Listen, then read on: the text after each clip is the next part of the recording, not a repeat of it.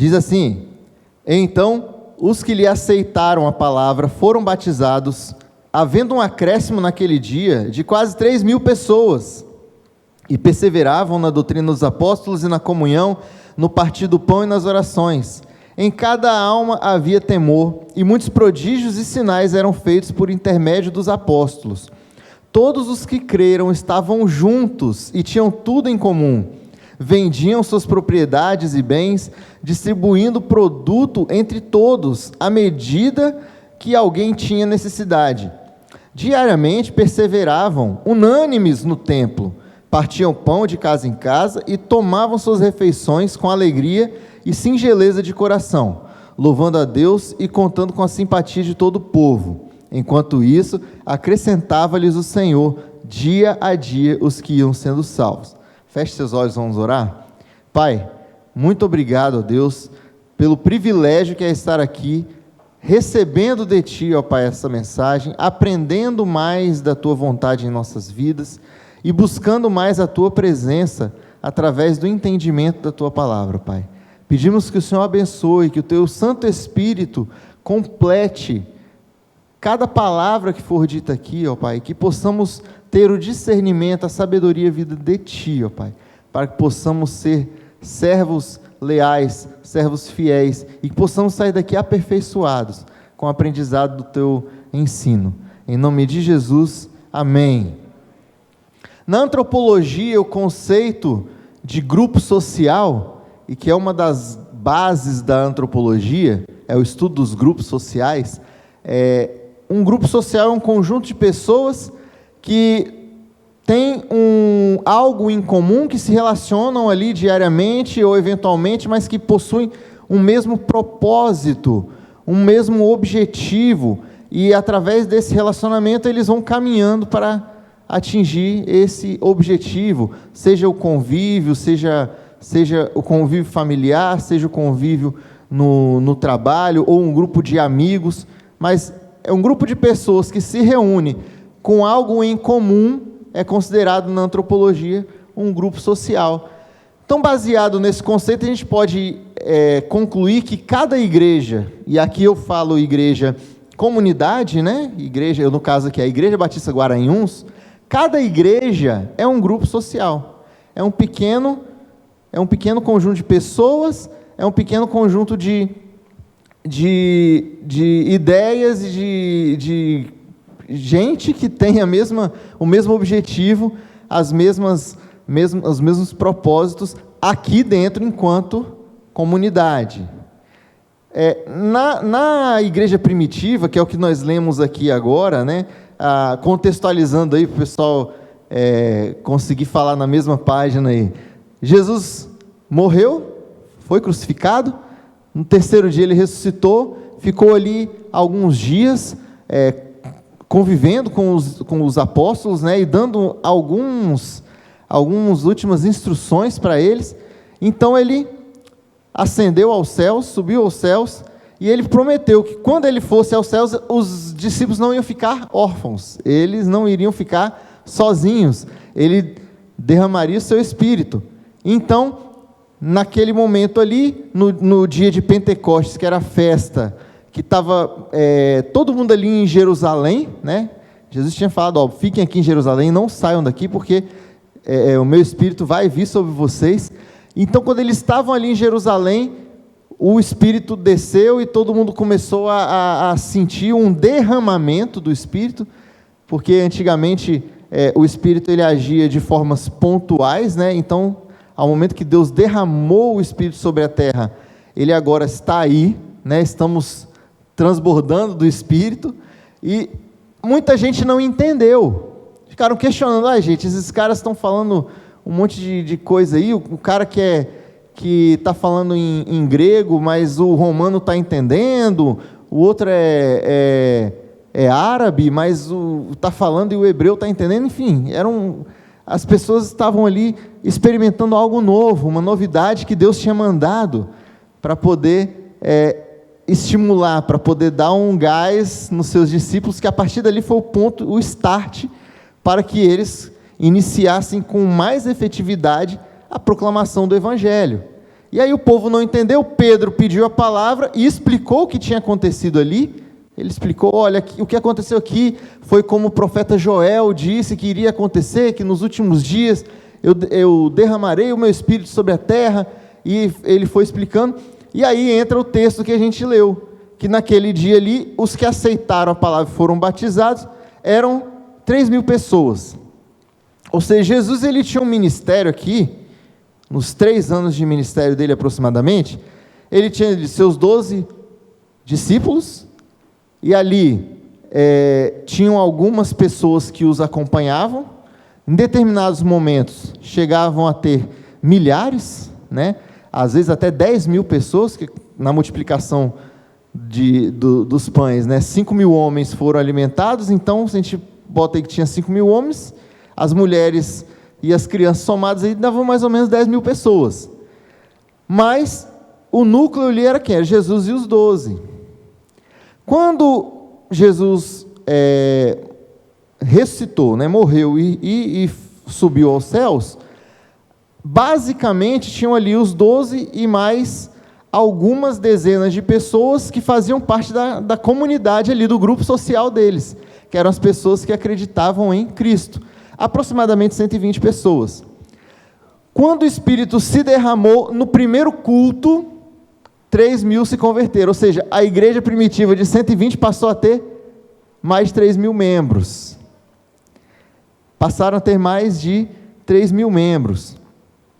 E eles ali acreditavam, né, que Jesus iria voltar tão logo, assim, ia ser recente. Jesus subiu, logo ele ia voltar. Então aconteceu o que eles falavam ali, o que falou no texto que nós lemos. Eles passavam a viver em comunidade, passaram a viver de modo a compartilhar tudo que eles tinham, e esperando o momento que Jesus voltasse para poder levar consigo a sua igreja. Então a gente tem algumas características dessa igreja primitiva, que a gente percebe aqui em Atos 2. Em primeiro lugar, ela era formada por crentes, uma igreja formada por pessoas que se converteram do judaísmo, das religiões pagãs, enfim, se tornaram crentes em Cristo. Tinham padrões bem definidos de doutrina, comunhão, amor e oração, porque eles perseveravam na doutrina dos apóstolos, eles compartilhavam o pão, eles vendiam seus bens e dividiam entre si para que pudessem manter. Então todo mundo tinha o mesmo nível ali, social. Havia essa harmonia, essa comunhão. Todo dia eles estavam se encontrando, se encontravam no templo, se encontravam nas casas e perseveravam em oração. Eles eram liderados por verdadeiros apóstolos. Eram os 11, né, de apóstolos, mas depois foi acrescentado o 12º novamente. Então eles eram liderados pelos verdadeiros apóstolos, aqueles homens que realmente viram Jesus, que realmente ouviram de Jesus os ensinamentos, as doutrinas. Então eles eram centrados nos ensinamentos de Cristo, porque se Cristo pessoalmente doutrinou aqueles 12, os seguidores deles recebiam ali a doutrina verdadeira de Cristo. Eles eram unidos com um único propósito: cuidar uns dos outros até a volta de Cristo. Esse era o propósito da igreja primitiva. Vamos ficar aqui, vamos cuidar uns dos outros, até que Jesus venha. Até que Ele venha, né, como diz a música. Então eles tinham uma comunhão de bens, eles eram frequentes no templo, eles continuaram a frequentar o templo. Nesse início aqui ainda não tinha uma perseguição, porque os judeus ortodoxos, né, os judeus tradicionais, não tinham percebido ainda que aquele Jesus, aquele profeta malucão, que tinha virado a cabeça das pessoas, eles acharam que ele tinha morrido, acabou. Mas não, o negócio foi tomando forma, foi crescendo. Então, nesse momento eles tinham o quê? uma excelente reputação ainda. Os crentes tinham uma boa reputação. Eles eram bem vistos diante da sociedade. Olha aquele pessoal, como eles são diferentes. Eles se reúnem todos os dias, eles vivem em harmonia. Eles louvam, cantam, leem a Torá nas casas, leem a lei e os profetas, que é a Bíblia da época, né? Vão no templo, né? Estudar. Eram bem vistos diante da sociedade. E os apóstolos, inclusive o apóstolo Paulo, que chegou um pouquinho depois, eles acreditavam que Jesus voltaria naqueles dias. Por isso que eles viviam tão bem, tão alegres, com singeleza de coração, se confraternizando. Como diz lá em 1 Tessalonicenses, Paulo fala, né, capítulo 4, versículos 16 e 17, ele fala assim: porquanto o Senhor mesmo, dada a sua palavra de ordem, ouvida a voz do arcanjo e ressoada a trombeta de Deus, descerá dos céus, e os mortos em Cristo ressuscitarão primeiro. Depois nós, Paulo falando, nós os vivos, que ficarmos, seremos arrebatados juntamente com eles, entre nuvens, para o encontro do Senhor nos ares, e assim estaremos para sempre com o Senhor. Ou seja, eles acreditavam que Jesus voltaria naqueles dias. Então a motivação principal da igreja naquela época era qual? Esperar a volta de Cristo. Isso mantinha o quê? Unidade. Estamos juntos. Todo mundo fazia tudo para todo mundo. Os crentes, o que manteve eles, #tamo junto, foi a esperança do futuro com Cristo. O que manteve os crentes, #tamo junto, foi a certeza de que Cristo voltaria para buscá-los. E aí, 1988 anos depois, nós estamos aqui, com essa mesma certeza, vislumbrando o mesmo objetivo, focados em quê? Na certeza de que Cristo irá voltar para buscar a sua igreja. Aí alguém crítico pode falar assim: mas Jesus não voltou ainda.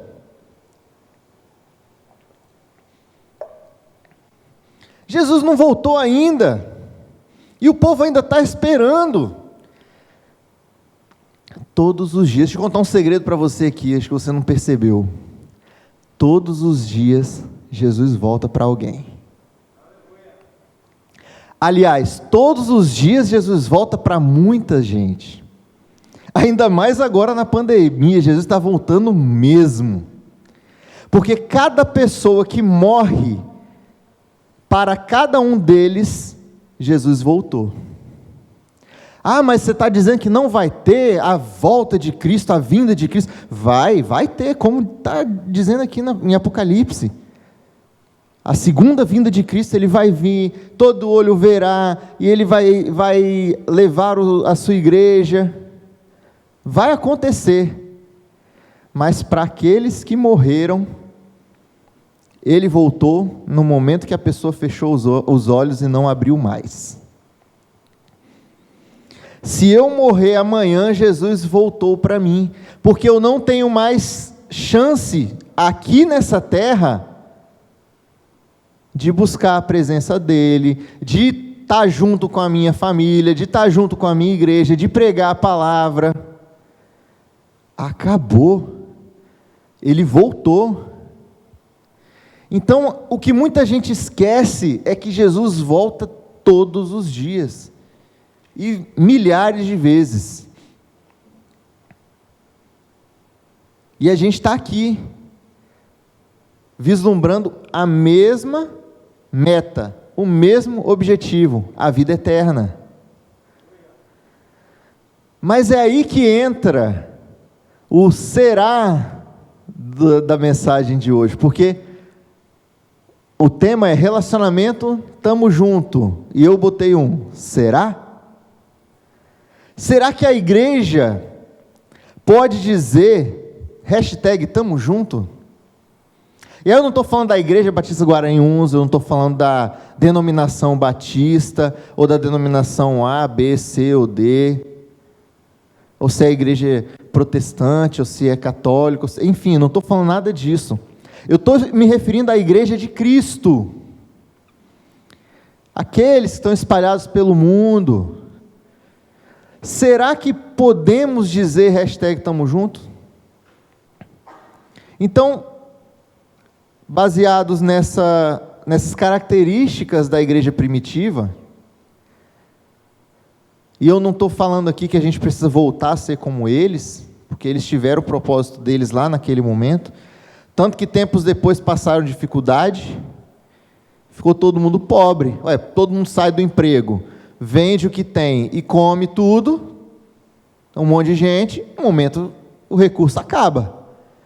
Tanto que tempos depois, o próprio apóstolo Paulo, os outros apóstolos, recolhem ali ofertas para mandar para a igreja de Jerusalém, porque os crentes de Jerusalém estavam passando dificuldade.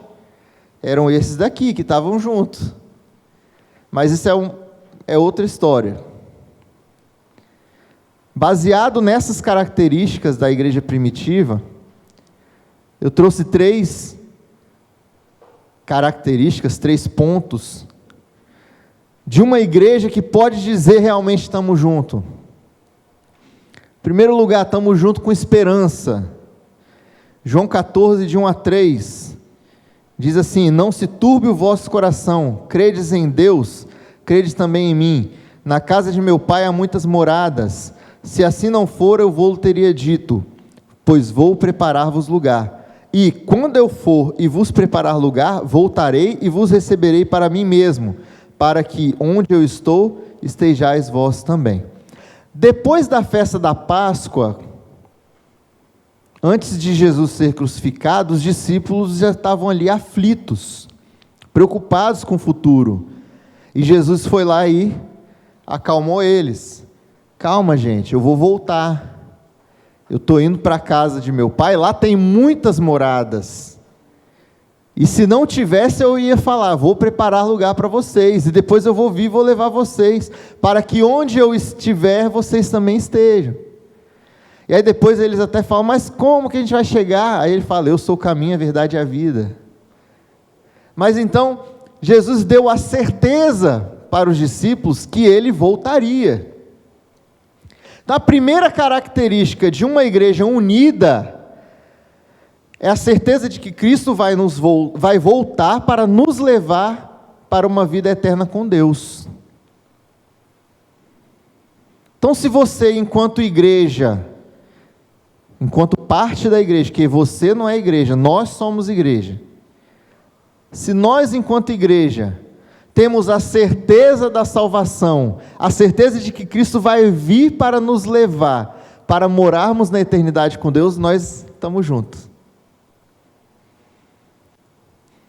Aliás, sem essa certeza, o cristianismo inteiro, esses quase 2000 anos de religião, seria uma grande mentira.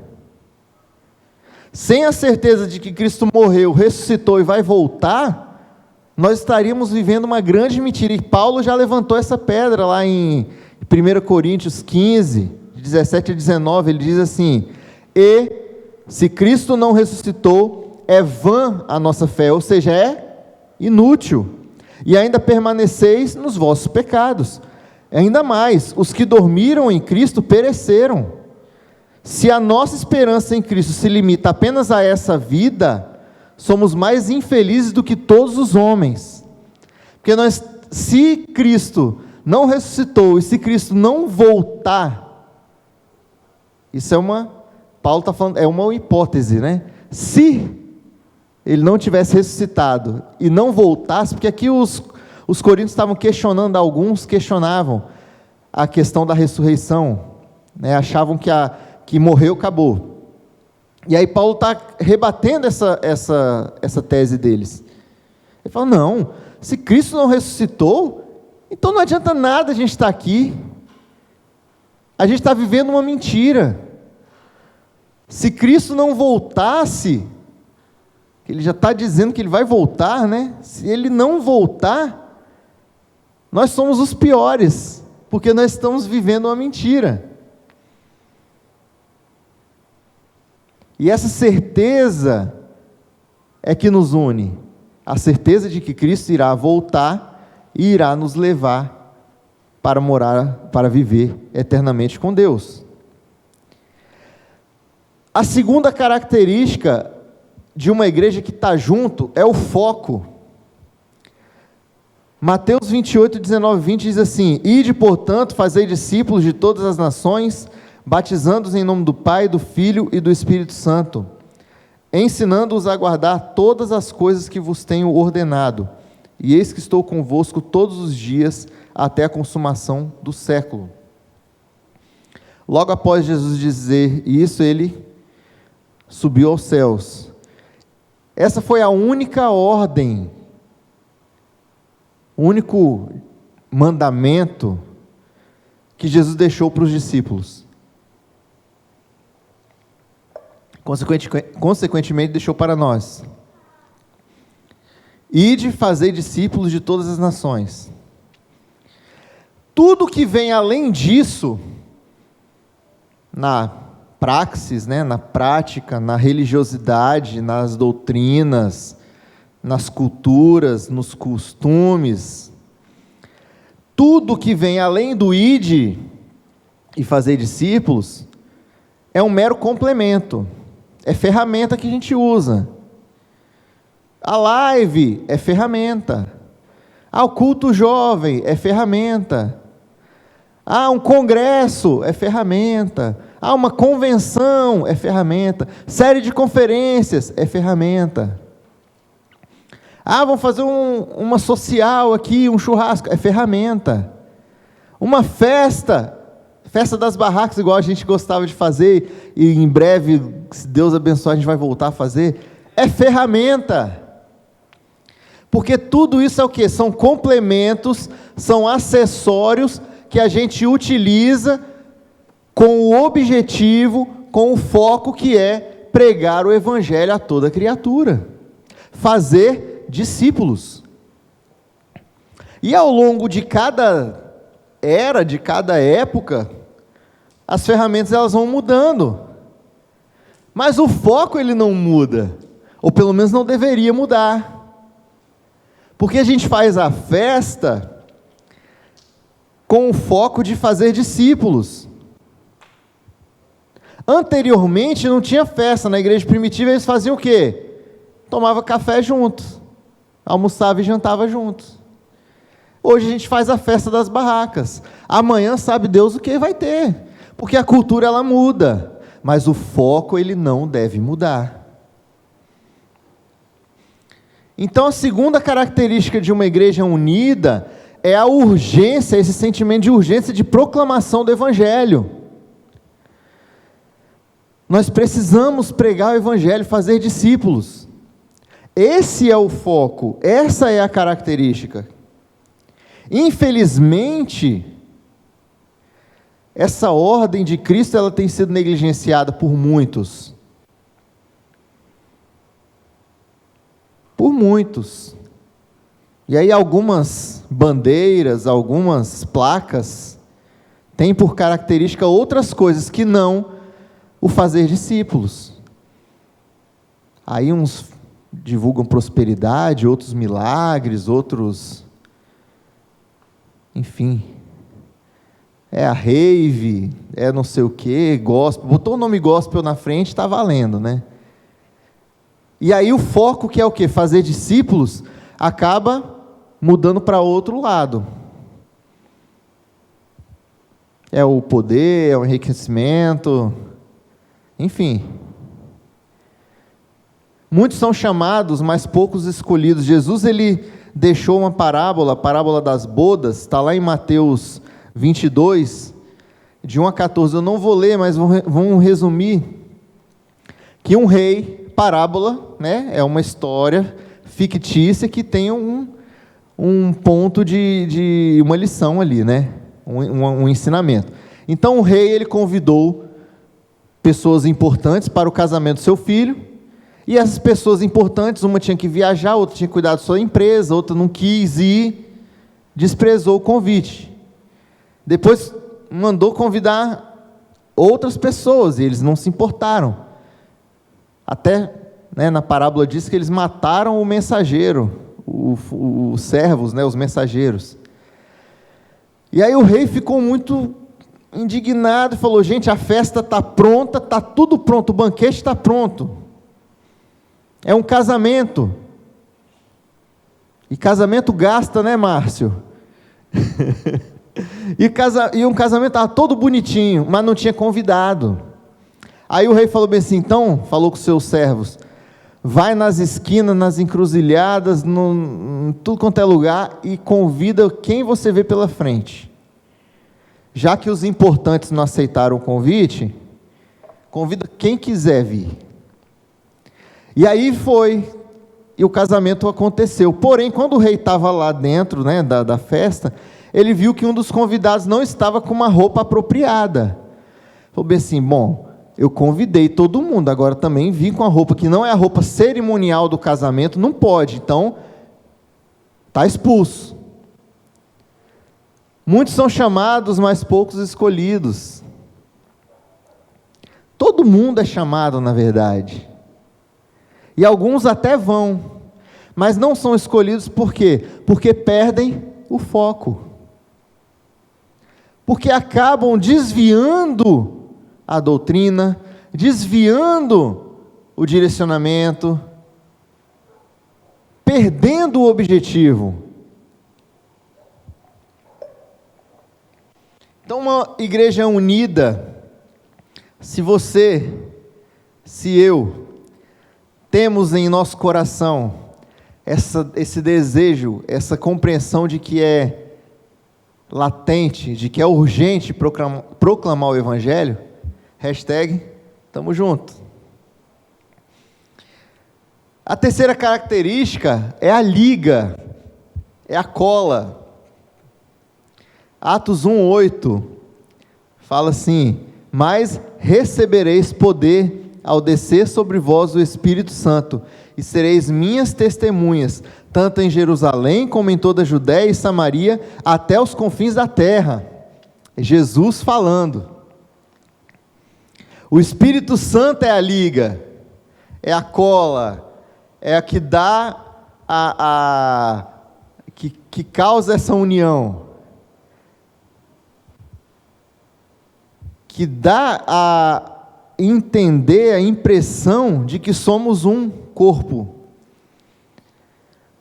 Joel, como Pedro citou Joel 2:28-32, e acontecerá depois que derramarei o meu espírito sobre toda a carne, vossos filhos e vossas filhas profetizarão, vossos velhos sonharão, e vossos jovens terão visões, até sobre os servos e sobre as servas derramarei meu espírito naqueles dias, mostrarei prodígios no céu e na terra, sangue, fogo e colunas de fumaça. O sol se converterá em trevas e a lua em sangue, antes que venha o grande e terrível dia do Senhor. E acontecerá que todo aquele que invocar o nome do Senhor será salvo, porque no monte Sião e em Jerusalém estarão os que forem salvos, como o Senhor prometeu, e entre os sobreviventes, aqueles que o Senhor chamar. Coisa linda. Joel, o profeta Joel, estava ali anunciando a obra que Deus iria fazer e que se concretizou lá em Atos. O Espírito Santo, ele foi aquele combustível, porque é como assim, os discípulos estavam ali, meio desanimados, mas com aquela fagulhazinha, porque Jesus tinha acabado de dizer que ele iria voltar, mas eles estavam preocupados, mas aquela fagulha estava acesa ali dentro do coração deles. E é como se você jogar um balde de gasolina em cima de um fósforo aceso, é aquela explosão. Foi o poder explosivo que fez o Evangelho alcançar os confins da terra. O Espírito Santo foi aquela potência que levou os discípulos com ousadia a pregar até a morte. O Espírito Santo de Deus que deu essa liga, que deu essa energia que eles estavam precisando. O Espírito Santo de Deus foi o responsável por nós estarmos aqui essa noite pregando o Evangelho, porque se não fosse Ele, o Evangelho não tinha atravessado quase 2000 anos e não tinha chegado até os confins da terra. Que quando Jesus fala Judéia, Samaria, os confins da terra, Ele estava se referindo ao Império Romano. E o Evangelho ultrapassou as barreiras do Império Romano, ultrapassou a Europa e chegou até a América. 1500 anos depois, né? E nós estamos aqui hoje falando sobre isso. Isso é graças a essa energia, a esse poder, a essa capacidade explosiva que o Espírito tem. Então a terceira característica de uma igreja unida é a presença do Espírito Santo. É o Espírito Santo que nos dá essa ousadia para pregar as boas novas da salvação. É o Espírito Santo que une as bilhões de pessoas espalhadas pela face da terra e consegue, através dessa união, transformá-los em membros de uma única igreja. Alguns aqui são meus alunos na EBD e tiveram lá há alguns, acho que uns 2 anos atrás. Um dia eu viajei, pastor. Eu li em algum lugar que se a gente tirasse todo o espaço entre as partículas de um átomo, assim que o átomo ele tem o núcleo, né, as partículas, e tem os elétrons, né, os elétrons que giram em torno do núcleo. Se tirar esse espaço, todos os seres humanos juntos iriam caber dentro de no tamanho de um amendoim. É porque a gente é espaço, né? Por exemplo, o carvão mineral, ele possui a mesma fórmula química, o mesmo elemento químico do diamante. Porém, os átomos as moléculas do carvão, elas são mais juntinhas, aí vira o diamante. Quando são mais afastadas, é o carvão. Então, se a gente juntasse as partículas, todos os seres humanos iam caber no espaço de um amendoim, de um grãozinho de amendoim. Mais de 7 bilhões de pessoas, né? Nós somos hoje. E aí eu fui tentar dizer com essa ilustração, que a igreja de Cristo, ela é como um átomo espalhada pela terra. Está espalhado. Nós somos como se fossem as partículas. Então tem um pouco aqui, mais próximo, tem outro ali, tem outro lá. E ao redor da terra inteira, a igreja de Cristo está espalhada. Mas o que nos une um ao outro, o que me une ao pastor Manu, o que une o pastor Manu ao Aron, que une o Aron à Jéssica, que une a Jéssica à Ana, e que une todos os crentes do Japão, dos Estados Unidos, da África, da Europa, é o Espírito Santo. E assim a gente tem essa energia, átomo é energia, né? E continuando com a ilustração, possui grande energia, um átomo, né? Quando você parte um átomo, explode uma bomba atômica. Por isso que o nome chama bomba atômica. É quando a pessoa parte um átomo. A energia é tão grande que destrói tudo que está ali ao redor. E é Ele que nos dá essa ousadia. Então, se você tem o Espírito Santo dentro de você, #tamo junto, que nós somos uma igreja. E aí, para concluir, eu quero trazer uma pergunta, na verdade 2, para que nós possamos refletir qual é a nossa motivação em ser igreja. Será que a gente está junto só porque a gente gosta de estar junto? Eu estou aqui há 29 anos. Antes de ser igreja, era congregação, né? O Jonas também. Igor, que não está aqui, também está aqui. Igor, né, está viajando, mas também está aqui desde o início. A gente está aqui por quê? Porque a gente gosta. porque é conveniente, é do lado da minha casa, que é legal vir ao domingo, tocar, fazer um som, ver as pessoas, fazer as sociais quando pode, né? Quando a gente puder voltar a fazer nossos encontros sociais.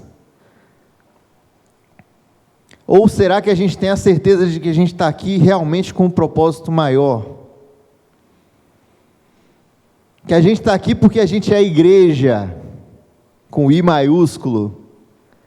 Porque a gente está aqui porque a gente segue o ID de Jesus, o mandamento que Ele deixou de pregar o Evangelho e fazer discípulos.